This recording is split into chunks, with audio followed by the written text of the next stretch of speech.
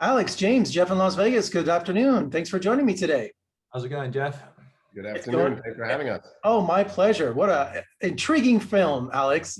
I love movies that are visual. That's why I love visual films like this. And so let's start with how about you set up the sound of violence for us? People are calling it the Saw for music lovers. Do you like that? That I mean, moniker? you know what? It's interesting because when as a short, there was as well a comparison to Soul because of the idea of contraption.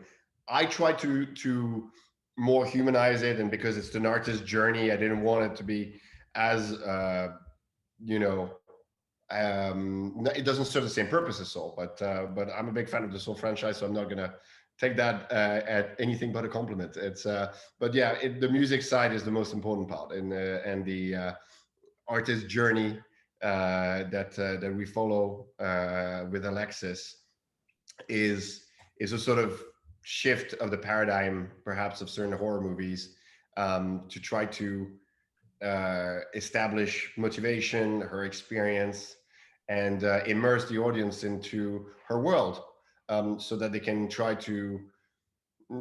I'm not going to pretend they're going to forgive her, but that much they could perhaps at least understand her with to a deeper degree. And James, tell us about your character Duke and his journey along with Alexis here. Yeah, it was a fun character to play. I think he starts off in a kind of the audience is kind of unsure about him. He's a nice guy, but because of his antagonism towards the character with Alexis, there's some kind of difficulty. And I think he's somewhat of a red herring. You kind of you're left unsure about how you should feel about this guy, but he's a genuinely nice antagonist. It's true. He's a genuinely nice guy antagonist. That's a proper way to put it.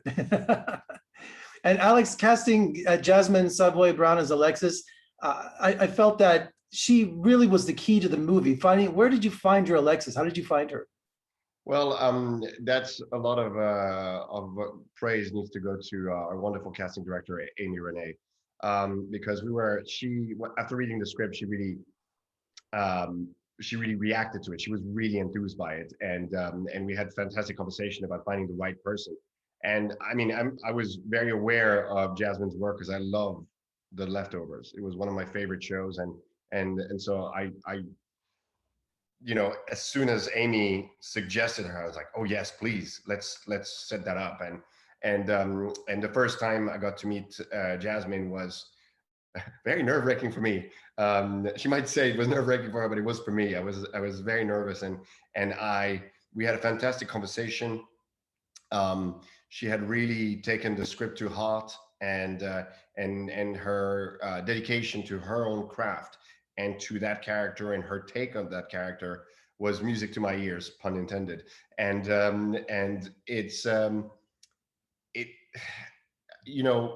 when you have an actress of the caliber of Jasmine willing to go on such a journey, I mean, at that point I was already a very, very lucky director. And then further along, getting James and Lily to also come on board, similarly reacting to the pages and to their characters, and really giving them their own energy. I mean, you can imagine what that meant in terms of my process. And there's that best moment is when you all of a sudden, all those vivid dreams you have about your story, you're starting to put faces on them, and you see specifically. And they were a dream to work with. And as I said, it's for my feature debut. After at the time when we started shooting, I had been a producer for about 15 years, and for my feature debut as a director, I mean, again, such talent just makes my life very easy. Well, James, he just gave you some praise. This was Alex's first directorial debut. How did he do?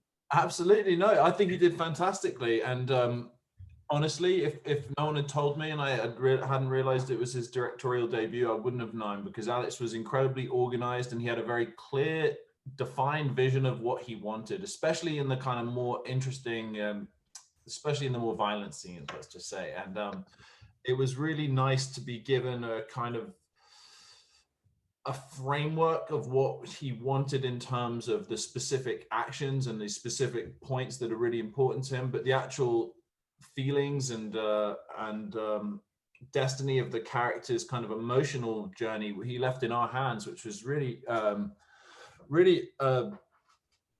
liberating thing as an actor to be given that amount of a choice and freedom.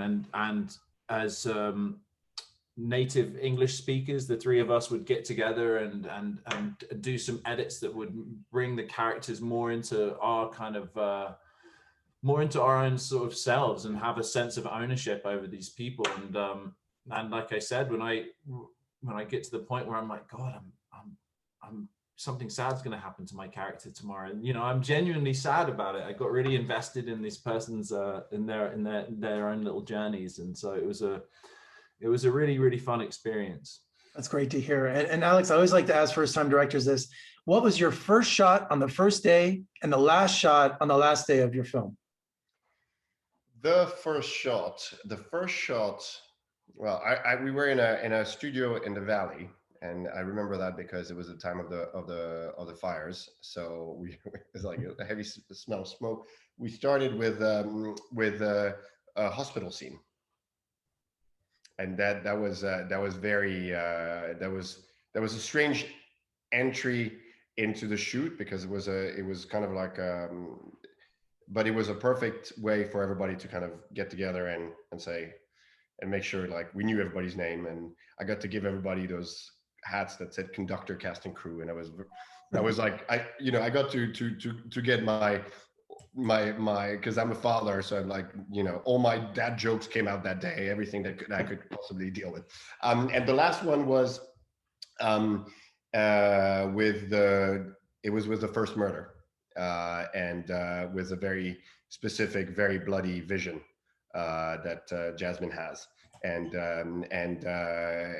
I have a video of my last moment shouting "cut," and the crew had given me this multicolor portable karaoke microphone to say that. So it was a very interesting moment. And the last shot was a very, very bloodied face. Great way to bookend it. Well, gentlemen, congratulations on a great film, and I wish you all the luck at South by Southwest.